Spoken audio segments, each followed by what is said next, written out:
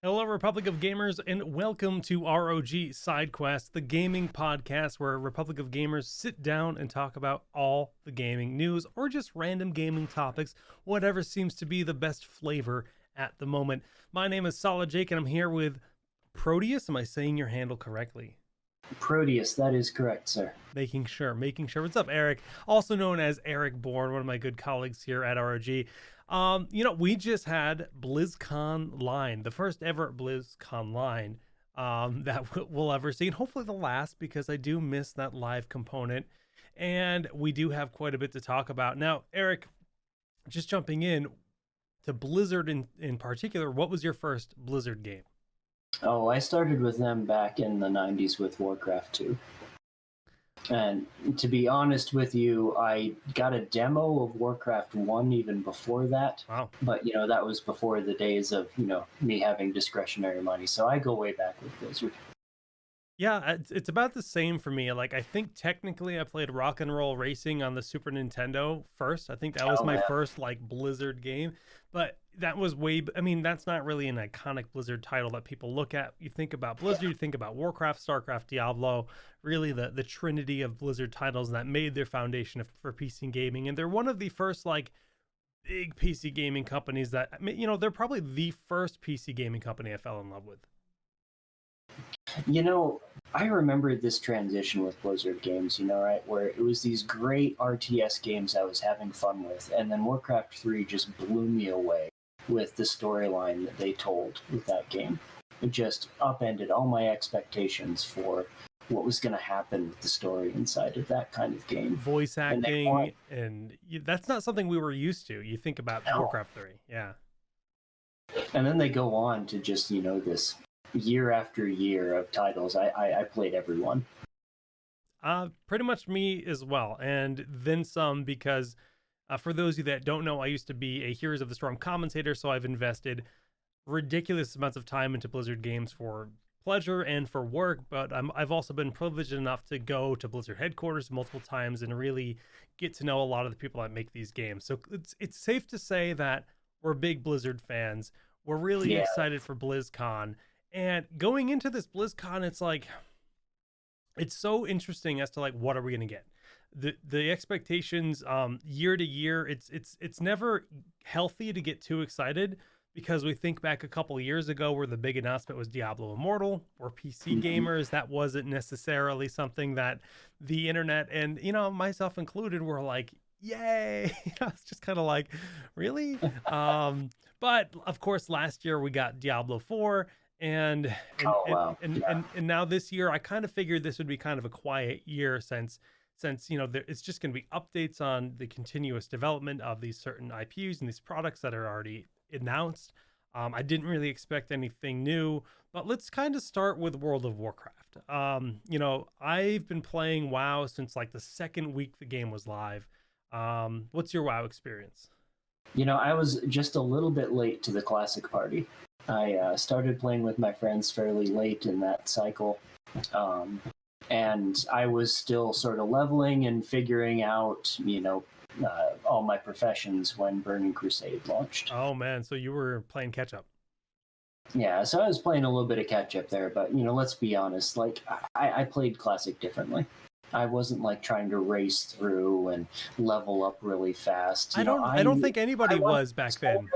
Corner, I was hanging out in capital cities, and being level 60 wasn't the only way to play the game back then, because it sincerely took probably took me 6 months to hit level 60 when I initially played WoW, because I enjoyed every little bit of dialogue, every little step of the way.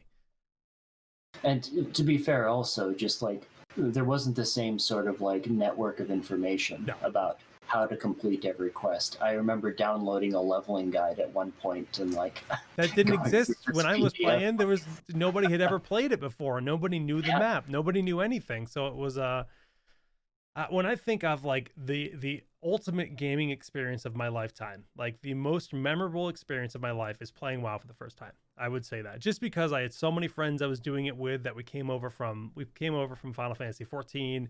We dove into WoW. But it sounds like for you, Burning Crusade was that experience because you experienced BC organically, the first hand. Oh yeah, you know those first days when the dark portal opens and like everyone is in there and it's hectic. And the servers And are on fire. and then a friend of mine, you know, said we got to raid together. We got to make a guild. We got to raid. And I didn't know anything about what that was about, and it blew my mind. Just all those people working together for one goal. I loved it. Lived for it. I mean, it's very similar to Classic. Personally, my favorite WoW expansions or my favorite times in WoW aren't Classic. It's actually BC and Lich King. I think those are my two favorite X packs, just because it's before everything changed with Cataclysm, and just like there's something about the way that everything just blends together, and the added abilities the classes got felt really good at the time. What class did you main? I want to know. Ooh, I started with a priest and was priest for a long time. Nice. And then every time after that I came back to the game, I would force myself to start a new character, a class that I hadn't done before. That's cool. Yeah. It's a good way to do it, to keep it fresh and to like give yourself new experiences within WoW, which is why WoW is so easy to sink ungodly amounts of time into. It really is just way too good at that. Yeah. So, I was at the right age when BC initially came out. I think I was probably 17 years old, where I played like a life. That was my job. 16 hours a day, most days. I'm afraid of that. Or as an adult, I don't know how to even approach it. Obviously, there's a lot more knowledge and like, control that we can have, but man, with everybody grinding forward, and I've got a lot of friends that will just go ham and they'll play 8-10 hours a day. I almost just want to dodge like launch. I'll be honest with you. I'm terrified of Burning Crusade. Yeah, I hear you there. I hear you there. Like when Classic first came out, my friends from that time period, we all kind of dived in together, and I'm sitting there thinking, oh no, what is this going to consume every ounce of my time again? Yeah. My boss is probably watching this right at the moment and worried about what's going to happen when Burning Crusade comes out. But honestly, like I started a character, I played to 60, I did some raiding, I had a great time with it, and I kind of moved on to some different things after that. Like I'm not the same gamer I was back when Burning Crusade came out. I got to 60. I applied for a guild to raid with, and I looked at the raiding schedule and I deleted my character. No joke. I just knew that I had to stop there. It was just it was going to be a problem, and I just deleted my character. Now I got to start from level 1 for BC because I have to get back in. So it'll be fun. I have no regrets. I enjoyed the leveling experience. For me, that's half the experience, is re-seeing Azeroth, re-going through the motion, and reliving that experience as a kid. Were you playing when the PvP patch went out for Classic? That's around the time I uninstalled. Gotcha. Yeah, all right. Yeah. Because I was playing, but I was on a server that was severely horde populated, and I was Alliance, and I was just kind of like, that was definitely a variable. It's like I'm gonna have to. All my friends transferred off the server because it was too bad, and I was just like, I don't have time for this. I'm done. Bye. But that's Classic for you. It's a unique beast. Now, I'm actually curious what your thoughts are on this. They announced that there's been some learnings from Classic so far, and when it comes to Classic TBC, they know what not to change and what to change. And to me, that gets me a little worried, like, because that's very vague, and I don't know. I didn't have time to like dive into the Classic TBC panels. I know they did some more panels on it. Yeah. I don't know if they've like really verified what they mean by changing stuff. If they're talking about shards, I don't know if they're talking about or what.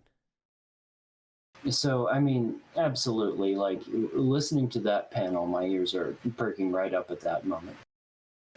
But let me give them a little bit of credit, because during Classic, right, they had this commitment to, we're going to relaunch PvP like it was. Mm-hmm.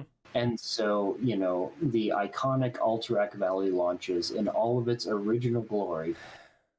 Yeah. And the players start doing really weird things with it. There were a few days where all Horde did was go in, and lose. Like, no strategy, no organization, no big lengthy battles that I remember. We were swarming and losing because that was like the min-maxed way to get the most rewards, right? Yeah, see like, to a certain extent, I mean, I don't want to pick on my fellow Warcraft players here, but sometimes we're a little too focused on the reward and not on the journey. And the changes that Blizzard put in to make that, a compelling PvP experience were absolutely solid. And I give them a lot of credit for being willing to say, I know this wasn't classic, but this needs to be a healthy game. Yeah, no, I actually didn't know that. And that's fascinating to me because, like you said, nowadays the amount of information from just forums and streamers, and YouTube didn't exist when WoW came out, right? So the amount of information that's out there for people to, hop on the bandwagon and know what's optimal can ruin a classic game, apparently, right? And this, when you think about WoW, the PvP tokens and the honor kills and that whole system it's an economy. And if there's ways to influence the economy with knowledge, and people are going to do that, then it's going to change the experience. So that's a shame that we're never going to have the authentic Encourage again. Well, I guess it's already happened. We're never going to have these because people stockpiled all the materials. I know that. Yeah. Right. Yeah. So a lot of these things that were, they were once in a lifetime events, and classics letting us get a taste of what that was like again, but it's not exactly the same, I guess. Yeah. I kind of support them leaning into the idea that we're in a different world. Yeah. And there are certain things that we're going to adjust for kind of a healthy quality of life inside of the game. I just wonder, what kind of changes they would make for something like TBC, because, in Burning Crusade, we're going to have flight at 60, and it's going to be expensive. So I'm sure there were players that are already saving up their money because, but originally that was a lot of cash, a lot of gold. Was it like 500 gold? And I can't tell you the number specifically. Yeah. I can just tell you, the amount of time I put in with my friend group, making sure that, we all got flying mounts, and that was, this sustained effort. There was it was a grind. I think about when we think about what we're most excited about in TBC, is there one thing that stands out to you? Karazhan. Wow. It is a great raid. 10-man, right out the gates. Yeah, I have so much affection for that. I can remember, and maybe I shouldn't do this, but I remember we were struggling on Shade of Iran with our little, friend of guilds here, and our raid leader made us learn this song that he found on YouTube. Oh God. And so we're all around our own desk singing, I will not move when flame wreath is cast, or the raid will wide. That's amazing. I'm sorry for singing and chasing away all of our viewers here. Oh, that was perfect. No, really fun. I'll never forget just Masquerade, like a lot of different really great fights in that dungeon.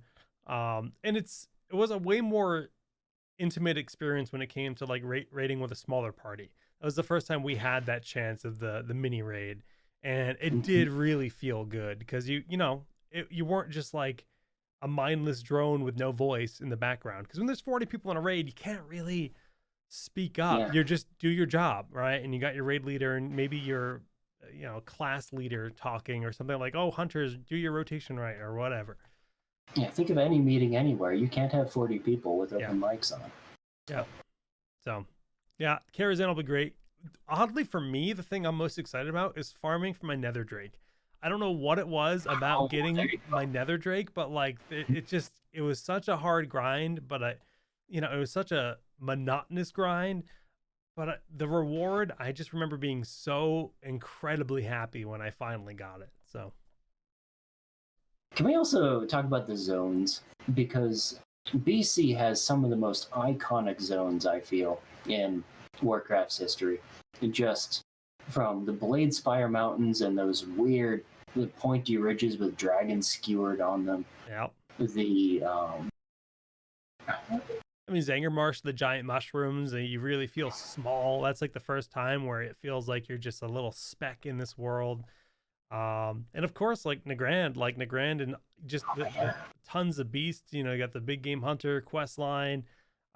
Really fun stuff. Just a lot of in the world building that we got with, you know, just the additional races and learning a little bit more about the orc origin story. We never really got to see that in that light. Obviously, if you've played Warcraft 3, you do get a taste of some of this, but sure, man, but you know, there are just aspects of that story that was just always so rewarding yeah. to get like one more like little corner of what of that story of that world. When I think about zones and iconic, that's why I'm just looking forward to 2023 or whenever we get classic Lich King. And to me, that's like the end game. Once we get classic Lich King, that's where I'm going to leave a character, assuming we ever get it. And that's where my character will always exist because that's when my wife and I played together a lot. That's like the one expansion that she like actually played WoW. And I don't know, I just think back on it and it was a really good time. And I just love the Grizzly Hills. I love Howling Fjord. The music is amazing, but who knows? Who knows? I'll be very happy with TVC at the very least. Oh, my wife and I played all the way through Cataclysm together. Oh, wow. Just and that always colors like my memories and experiences as Warcraft. You know, this was a game that, you know, it was part of that friendship, that community, you know, that relationship with my wife, you know, experiences together. And, you know, the game might change, but I always have those memories. That's what I think WoW was really powerful, bringing people together, just as like an IP in general. Like so many people have met friends, you know, spouses, whatever. It just in WoW, it's empowered that. And especially with the world today, it's nice to have that digital escape in a game like WoW for sure. But yeah, classic is obviously one end of the coin, and then we have retail, which is seeing its expansion with Shadowlands. Seeing some of Anduin's story going forward, as if you, well, I don't want to spoil it too much if anybody hasn't played, but Anduin is indeed in trouble, I guess, in his current predicament.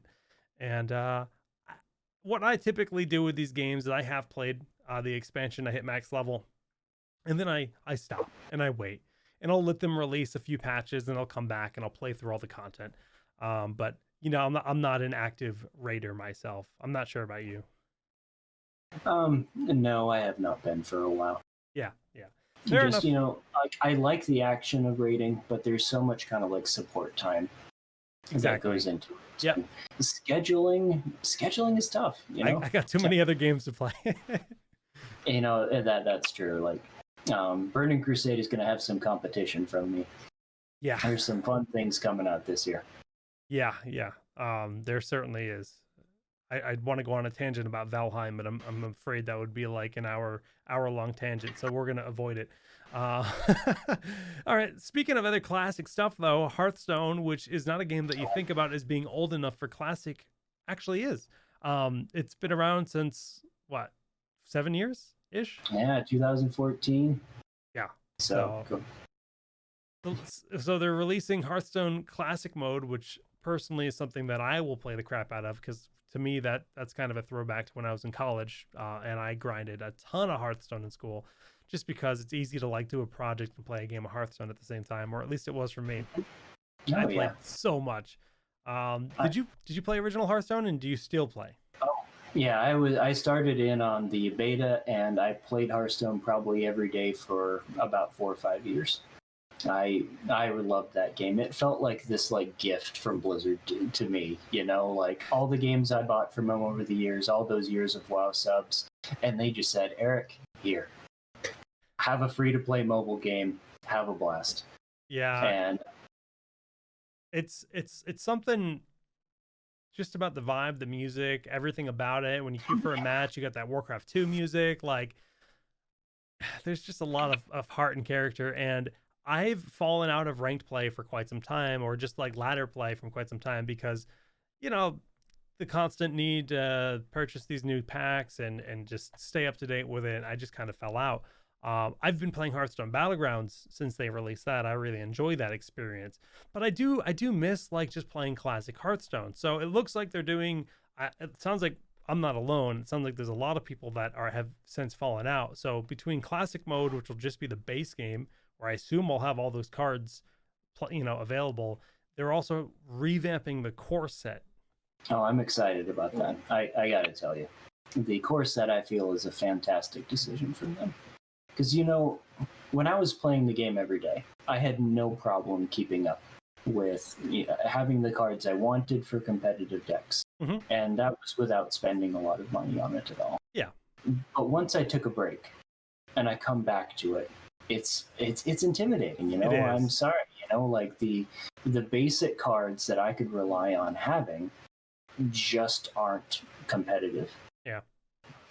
And so, it's this scramble to like try to get the new cards and, all these different places and ways of gathering them. And, I love the idea of this like boost to the casual player, to the returning player, saying here, like the cards that you're going to get as you level up your characters are actually going to be relevant.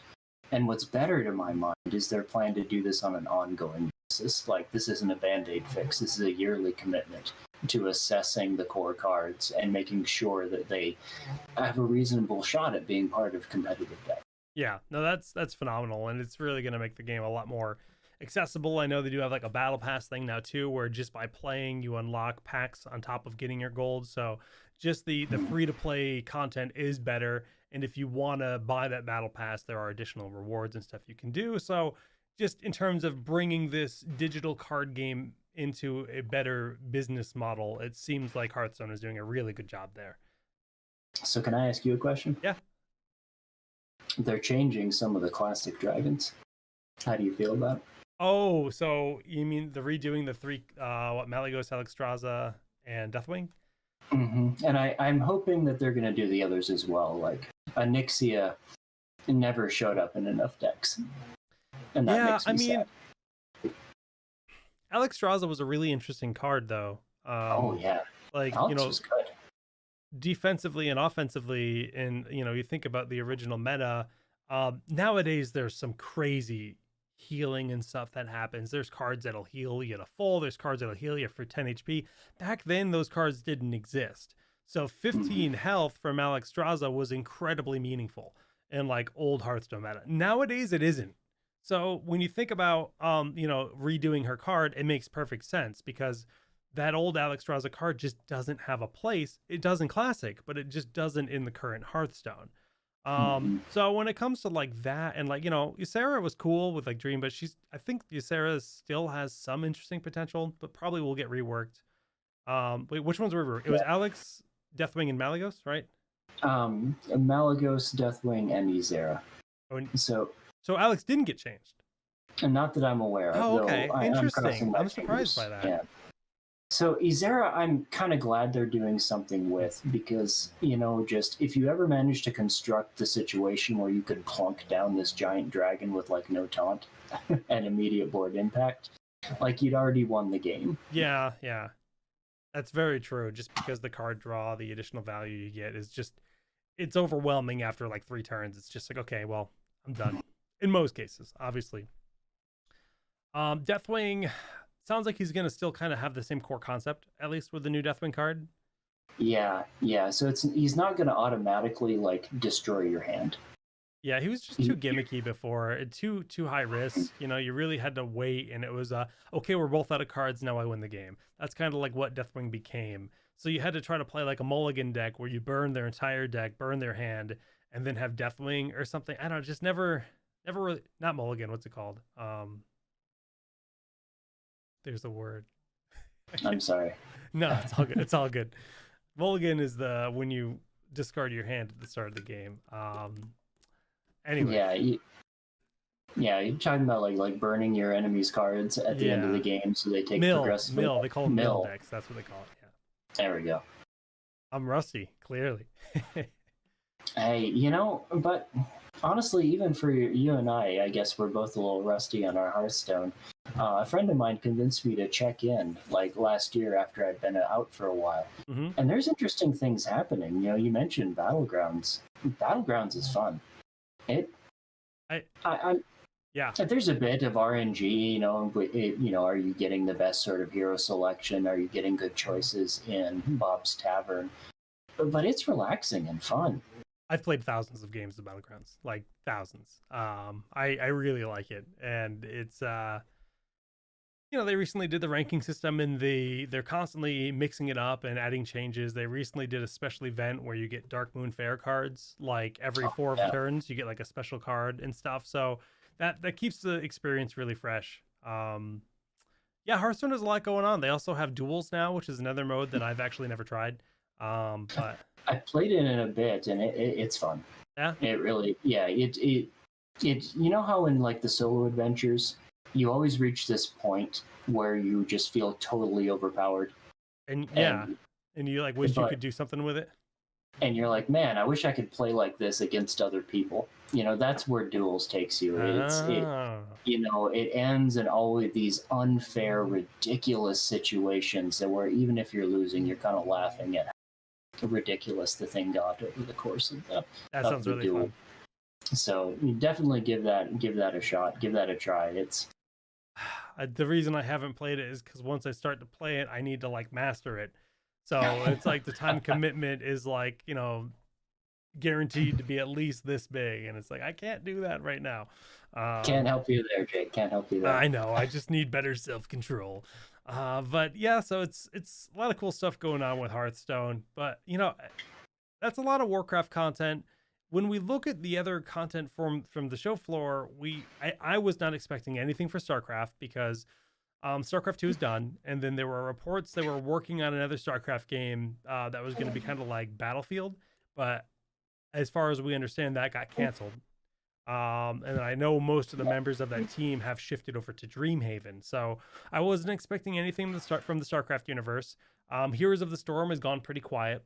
So I wasn't expecting any news there, but I really was expecting news from Overwatch, and like they really didn't give us much. They're just like, Overwatch 2 is under development.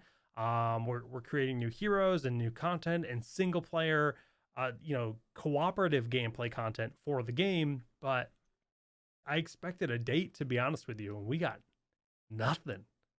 Yeah, it's kind of intriguing. Are we not getting news because they've gotten ambitious about some like new idea and development? That's my like feel. It really is. Like any of us think it's going to be. Could be. It's hard to say because I played it at BlizzCon last year, right? They had a map where I forget what city it is, but some city's under attack, and you get to pick from like maybe 6 different of the heroes in the game. And you just construct your team, and you just roll in and you defend the city, and it was really fun. Like you pick up items that are like power-ups for that run as you go, and you just get stronger and you get different kind of play styles. It's kind of like roguelike in a way of just building up your character as you do this run, and you see how good of a score you can get. For me, my question and concern is like, I like progression in these kind of games personally. Like, I want to feel like I'm accomplishing something, and this feels like it's going to be closer to like Left 4 Dead, which is good, but they just need to give the game replay value, like in a good, interesting way. And I didn't see that last year when I played the game. I wasn't sure that I was satisfied that the replay value would be there. The game looked great, and it felt great, but who knows? I'm sure they're going to have a lot to show us next year, I hope. Yeah. I mean, you're highlighting something, that's a really tough sort of balancing act for any developer. Having that sort of cooperative gameplay that you can hop in with your friends and enjoy. That roguelike sort of like, circling back through and refining your process, it's so rewarding. Mm-hmm. But how do you get a good sense of reward and progression? I've got a game I'm writing about in a couple of weeks that if you haven't tried, I might send your way. Have you seen For the King? No. Oh, all right. Well, I'm putting some thoughts together. I'll share that with you. But there's a game that sort of nails the roguelike and cooperative. But it's not even in the same world as Overwatch 2. Right. That first-person action, that, that tense ability-based. Well, when you think about Overwatch, they're doing some really, it's a really interesting form of development for a game, because if you guys don't know the history of Overwatch, it started as a game that was called Project Titan. Chris Metzen and Blizzard Entertainment, they were building base. They were kind of looking at themselves as Blizzard being like an MMO company. Their big success was World of Warcraft. That put the company like way far above their status, way, compared to Warcraft and Starcraft, which were already big games. So I think they kind of challenged themselves and said, all right, well, we're going to make a FPS MMO. That's what Titan was going to be. They made a brand new engine for it, and they ended up scrapping the game. And this was like a heart-wrenching decision for everyone to make this, but they managed to salvage the components to build Overwatch. Now when we say they were building an MMO, this means they were building a world, they were writing a story, they were creating characters, they were creating a narrative. All those things exist. And those are stories that we've gotten little snippets of from the cinematics that Blizzard has made in the Overwatch world. But now they're reeling in with Overwatch 2 these single player components, these single player missions, where they are going to be telling us the story, the ongoing story, probably in multiple timelines, because there's the past, there's the present, like, they have skins to represent the past and the present of these worlds. And that's kind of where a lot of the storytelling is going to be. So to me, that's really interesting, because they're taking a lot of this love and the story that they've written, and they're letting the players experience it. But it's not it's like, and on one hand, it feels like it should just be like a single player campaign, but they're doing it in this multiplayer component where if they nail it, which, Blizzard will, they always do, especially with something like this that means so much to them, it's going to be something special. I hope so, at least. There's a lot of promise there, because one thing that always strikes me about Overwatch is just how passionate the fans are about the characters. The amount of fan created content and cosplays and all this over all of the different characters. This eagerness for their backstory. Well, that's one of the bigger strengths of Overwatch, is the fact that the characters have a nationality. So people in the real world can actually associate themselves with certain characters and, latch onto that, which really is cool. We've actually seen Valorant kind of steal that. They've taken their characters, they took it as Future Earth, they did that same thing, and they did their own spin on it. So it's just, there's a reason why it works really well. But Overwatch, I assume BlizzCon will get more news. Like I said, a little surprised there was no date. But Diablo, there was tons of news. I've been waiting for you to say that magic word. Well, it's the start of the show for sure. It's for BlizzCon and for this podcast. Let's start with what a lot of people would be the least excited about, but maybe not rightfully so, which is Diablo Immortal. Now, obviously, we can go back 2 years and talk about this being the headline thing, and everybody got really upset. And there was the quote, "Don't you guys have phones?" and blah, blah, blah. But I played it at that BlizzCon. I played Diablo Immortal, and it's like, as far as mobile games go, I mean, it's so much better than anything I've played. Fluidity, polish, it feels like Diablo. Obviously, the controls are on your phone, but like, I love Diablo. Why would I not love having a polished Diablo game on my phone? What do you think, Eric? Let's just come to this news about Diablo Immortal from a different angle, right? Because a couple years back, I was sitting there desperately wanting to hear the magical words Diablo 4. And I wanted that so badly that it skewed like all of my emotions about anything else they said. And you're not alone. But now I'm in a world where Diablo 4 is an announced thing that I have news about. Yep. And in that environment, I'm kind of thirsty for some Diablo content. And I'm looking at Diablo Immortal and thinking, there's more going on here than I thought. I think that's kind of where they were a little tone deaf, because they, in that BlizzCon a couple of years ago, they knew what they were doing and showing off that game, but they told the community, we have multiple Diablo projects coming. So everybody's like, we're definitely getting Diablo 4, right? That was like a given to everyone's thought process. So when we only got Diablo Immortal, that's when the backlash came in. But you're right. Now that we have Diablo 4, we've seen it, I've played it. Yeah, it's easy. It's way easier to just be like, okay, I'm excited for both, and then some, because we also have Diablo 2 Resurrected, but we'll get there. Diablo Immortal, like, what have you watched? What have you consumed in terms of content for it? So, I did a deep dive here for this BlizzConline. I love that word, by the way. That was savage. Blizzconline, since this came out, I've been digging in here. And I've been as surprised at the variety of content that they have planned for this game. I was thinking, just, all right, I'm going to kill some zombies, swiping on my phone a bit. But there's so much more planned. I mean, they've got 4-player dungeons. They're bringing the Rift system from Diablo 3 that I loved so much. They have PvP events. They've got a persistent game world. Yeah. I am not used to these things existing on my smartphone. It really does feel like they took Diablo 3, they brought it to your phone, and they evolved it. And that's amazing. And this is something that they're going to continue updating as a standalone IP for a long time, I feel. When we compare, because Activision and Blizzard are the same company, and we look at Call of Duty. Call of Duty now basically has their main story-driven games that come out, Warzone for the BR content, and then they have Call of Duty on the phones. I think it's called Call of Duty Go. So they've got these 3 consistent, constantly going games. And I think we'll get that with Diablo 4 on PC being the main PC game, probably be on console as well. We'll have Diablo Immortal be the mobile version of the game. And I mean, technically we're going to have Diablo 2 as well. But I think they're always going to have console, PC, mobile. They want to have these IPs on both. I wouldn't be surprised if we saw that with Overwatch as well. Or even a Warcraft strategy game on the phone. Right?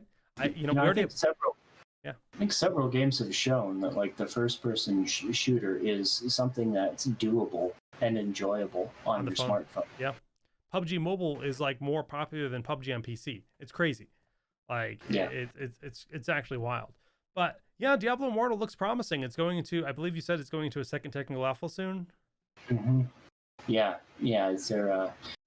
I was hoping to hear a release date, but I am willing to be patient if it leads to a good game. The key thing I really want them to show me with this is that they can give me a good experience kind of in this short burst of time. My smartphone, I don't want to play on my smartphone for an hour. You're in a train ride for 15 minutes. You want to be able to do a run in 10 minutes, right? You want to be able to pick out your phone, blow through some content, do what you need to do, get some loot, and then come back another time, right? That's essential. They know that. It's admittedly going to be a bit of a challenge, if I'm going to have a meaningful bit of story, a sense of completion, a bit of reward, if I'm going to get that classic sort of Diablo loop, it's going to take some fine tuning. I forget what they said. The timeline, is it between 2 and 3? The game, I think it is. Yeah. They're working in that gap between 2 and 3. That's cool. It's a good way to do it. Well, before we get to Diablo 4, let's talk about Diablo 2 Resurrection. Ooh, yes. I'm thrilled. Diablo 2, oh man. That came out when I was at a college student, right? I was at this college which had a really restrictive, internet. And so I couldn't connect to Battle.net. Oh, no.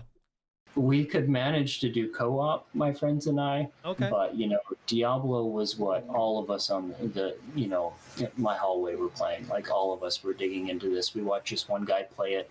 My first glimpse of the game was he was right at the end fighting the Lord of Terror down in the depths of hell. And I think I bought my own copy the next day. It's weird for me because I'm such a big Blizzard fan, but my parents would not let me have Diablo as a kid because I'm a bit younger than you. And, I never got to play Diablo 2. And a lot of my association with the various, villains like Mephisto are from Heroes of the Storm, right? I know them from Heroes, not from Diablo 2 because I just never experienced it. So I'm really stoked to play Resurrection. I actually already pre-ordered it.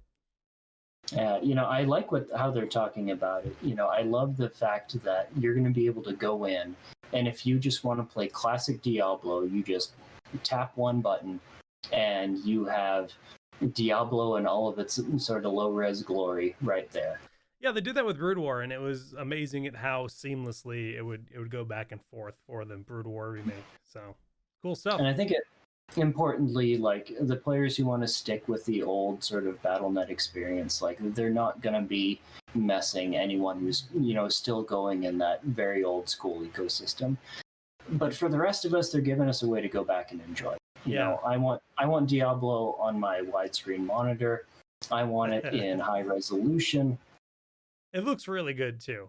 Like even just like I saw just a close-up image of the angel and the demon around the health orb at the bottom of the screen. They kind of hug it, and I saw the low res and the new high res. It just looks really nice. Everything they did, they're really recapturing the entire interface to honor the original game.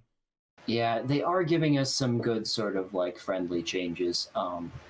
I loved old school Diablo, but I do not want to go back to a world where I have to single click on each pile of gold dropped by enemies. Just yeah, can't do it. So a few modern changes here and there, as long as the controls feel the same, that's what matters. You want it to feel like the same kind of, the movement is a little janky in older games. If you go and play Warcraft 3, the pathing is a little janky, but that's part of the charm. It's part of the charm. I want to go back to some of those locations. That was one thing that Diablo 2 really nailed. Its second act in the desert that suddenly turns to this ethereal magic realm fighting over this endless abyss. That was such an experience to go through. And I'm excited to go through experience that again. It'll be a lot of fun. Well, last but not least, we've got Diablo 4. And Diablo 4, obviously, we've seen the announcement. We saw that last year. Game looks awesome. Before we talk about the new class, let me just kind of give my firsthand experience with the game. So, they had it playable at BlizzCon. They had I played the demo twice, and I played Druid both times because I'm stubborn. And I know Druid is a Diablo 2 class, and I know they brought over the concept of the Druid. They changed a lot of things. It's very fluid. So you use an ability, and you'll shift into the form that ability corresponds with. So if you'd use like a bear charge, you'll be in your human form, and then you'll just be in bear form for that bear charge. And I think you can kind of stay in that bear form until you cast like a spell. So if I cast like tornado or something, I'd go into human form, and I'd stay in human form from then on. So you're really shifting into wolf or bear or human form all the time, and it felt really good. Just as a big Diablo 3 player, the biggest change in terms of the gameplay and the content is that every action you make is much more meaningful in the sense of like there's a little bit more downtime. So in Diablo 3, you're spamming just like your abilities like crazy. In Diablo 4, you got to make sure that if you're going to cast that spell, that you can then dodge the next attacks coming in, because everything is that much more punishing. Interesting. Oh, I like that. It feels way more engaging to me personally.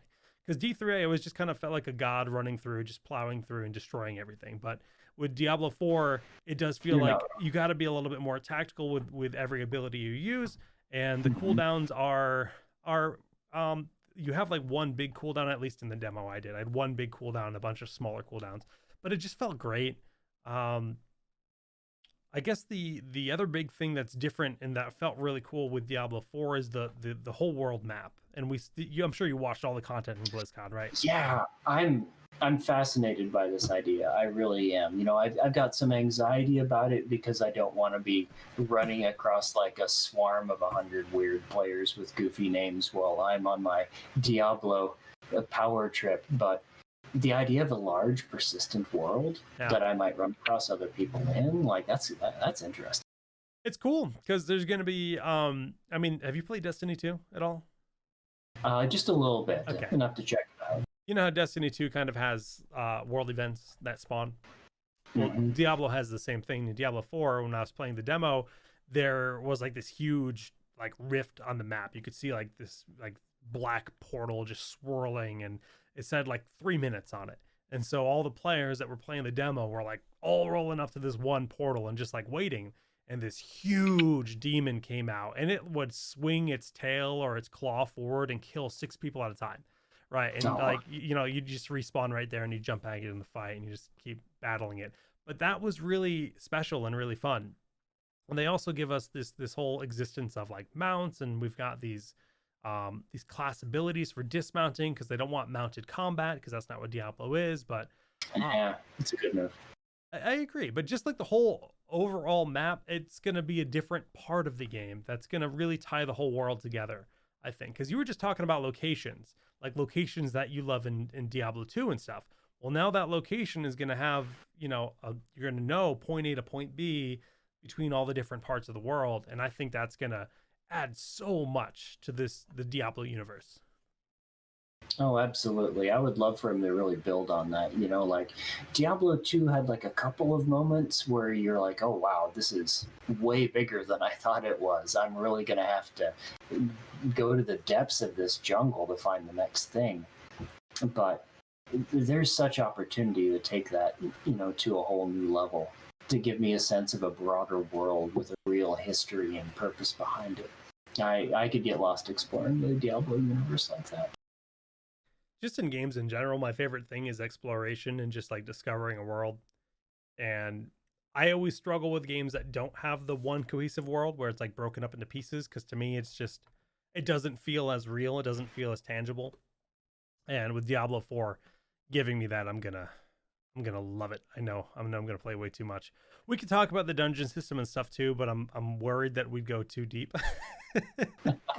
Like honestly, because it's pretty complicated the way they're doing it. They're gonna give us a ton of variety in this game. Oh, good. I'm glad to hear it. And I really want to see some really kind of deep and menacing sort of dungeons. I want them to go back to that sort of style. It seems like it's going to be a lot darker than Diablo 3 as a whole. So that's good. I mean, well, perfect transition point is the Rogue. In the Rogue cinematic, they show that she's collecting ears. Now, is that like a Diablo 2 bounty thing? Like, I actually don't understand it. Oh, just I have a story, but it's embarrassing. Go for it. We need to hear it now. All right. So, as I told you, like when I played Diablo 2, it was all just sort of local co-op. Yeah. So I don't have quite as much connection to the PvP system, except there were a few times that my roommates and I set up this sort of like combat and we're fighting each other. And my roommate Unfa like just killed me every time. Like every time we do this, and I quickly just stopped agreeing to it, he would just amass this pile of my ears because when you killed someone, so does it say like Proteus's ear? Is that what it says? Yeah, he had this trophy. Like anytime we could play, he could just show me like my ear, and he's like, "Yeah, but I have your ear, so you can just be quiet now." That's amazing. No, that's cool. The fact that they built that into the world as part of the narrative, because they are bringing player PvP back. There's gonna be PvP areas on the world map where you can go, and they have a whole currency where there's like stuff to harvest in these PvP zones. And if a player is carrying a ton of it and they haven't refined it yet, you can kill them and steal it from them. So to me, that's gameplay I'm really interested in, and I think it's gonna really encourage group play for group PvP, because if your squad can go in and secure it, it's going to be a lot more likely that you'll succeed rather than solo. But either way, a lot of different gameplay and a lot of just reasons to continue logging in with your friends, which is what Diablo is all about. It really is a game that you play with your friends more than anything. Yeah, that was a big part of my experience in Diablo 3. It was something I would gather with friends. Yeah. Especially by the end after the expansion, when they really kind of figured out the loop, when the rifts were in, like just the opportunity to load up a game, charge in together, seeing something a little bit new every time. I'm really looking forward to seeing a new generation of that. And I can tell you, I could list names right now of guys in my weekly gaming group are going to want to go to those PvP zones every night. Yep, there's plenty of us that are there for that content. So as I'm trying to log into the Diablo 4, here we go. We've now got basically 4 out of 5. The game is going to be starting with 5 classes. That's what they told us. And here's what this tells me. I'm like metagaming myself right now, but we can show this here. Yeah, why not? So on the screen, you can see Druid on the right, Barbarian on the left, Sorceress in the center, and then Rogue to the right of that. There's spot for one more. Diablo doesn't traditionally have like a healer, right? We're not necessarily going to see a healing class. I think what we'll see for the last slot is going to be a summoner class. Right? Oh, I hope so. So Witch Doctor, Necromancer, What do you want? Necro, I think is what you told me, right? You know, I want a good necromancer. Like, nothing against the witch doctor. I had a blast with the witch doctor. But, the first time I picked up a Diablo game and saw that I could play as a character who was raising skeletons to fight with them, oh man. I grabbed that necromancer and just went nuts, trying to summon as many skeletons as I could in my army. The game's engine could barely handle how many things you could summon in Diablo 2. Yeah, no, I get it. And but that gameplay was just so much fun.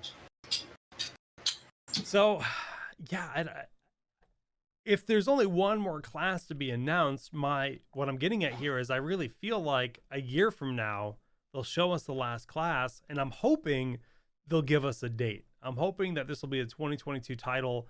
It got announced, just over a year ago. 14 months ago is when they unveiled it to the world. So there's no chance we get it this year. I would be shocked if we got it in 2021. Yeah, I think you're right there, but you know what? I am willing to be patient. This is a game that I would rather have right than be rushed. Yeah. I think Blizzard has a long history of doing that. I remember the delays for the original World of Warcraft. You know what? No one remembers the delays; they remember the game. I think everybody agrees with you, because that's what everyone's eager to see. That classic Blizzard polish here on the game. But Rogue is looking really cool. This is the newest class, and they showed off, as we mentioned, a trailer where you get to see the gameplay. Now, going into BlizzCon this year, I said we're going to see a Diablo class, and it's going to be either ranged physical damage or a summoning class, because that's what's missing in the mix from the 5 classes. Well, this isn't the range. I was really expecting Amazon or Demon Hunter, but they took Rogue from, did they say Diablo 1? Yeah, they're really drawing inspiration all the way back from the original for that. Which is cool. And this is going to be a class where you can basically play, there's 3 different specs. There's like Shadow Realm or Shadow Stalker. I forget what they called it exactly. There's a more enhancement style, and then there's like a crit style. But hyper mobility, a lot of bow, crossbow, or dagger sword combat, your choice of playstyle. Those are the 4 different weapon types that it can use. And this is 100% the class I'm playing personally. Like, you're looking to play Necromancer. I always play like the Archer class, the hypermobile class. That's what I like. And I think it's going to be a lot of fun. The gameplay looks fantastic. One thing that stood out to me watching, the Diablo panel from Blizzconline was you watch the animation from Diablo 2, and then you see what they're doing in Diablo 4, and it's clear, this is not just a sequel that they're putting together. They are really breaking my expectations for what gameplay looks like in an action RPG. Yeah. The animations, you see one shot, like the rogue leaping in the air off of her horse. Rain of Arrows was off horse. Yeah, like, wow. It's like Rain of Arrows has always been like an ability that felt pretty like meh, but they made it seem so cool in Diablo 4. Especially the fact that you can imbue your Rain of Arrows with frost and have slow, or with poison for that damage over time. And those are just like the simple examples they're showing us. Obviously, when you're playing the game and you're building out your, the dream legendary set of gear to fit this perfect build, I mean, it's going to get pretty wild. Yeah, and they're pursuing some interesting synergies too. I found a little tidbit that the freezing effects in the game can build up. The chilling effects can build up into a freeze. So if you're playing as a rogue alongside a sorceress, all the ways that you're slowing down enemies, your rain of arrows, imbued with ice, the sorceress's blizzard, that's just going to control the battlefield. I'm already fascinated about, what kind of combinations of players am I going to... And then there will be weapons, I guarantee you, there will be weapons that do additional damage to targets that are frozen or slowed, guaranteed crit on targets that are frozen, kind of stuff. And that's when playing with your friends and creating these dream synergies between your characters is going to be so fun. Like I love that kind of oh my strategizing, God. and Yeah. yeah, it's great. Now I'm just so sad thinking that we have to wait so long. Oh, I know, it's the only thing. Ah, at least I don't have to wait as long as I'll have to wait for my next StarCraft game. That's true. That's true. Just stab all the StarCraft fans in the heart, will you?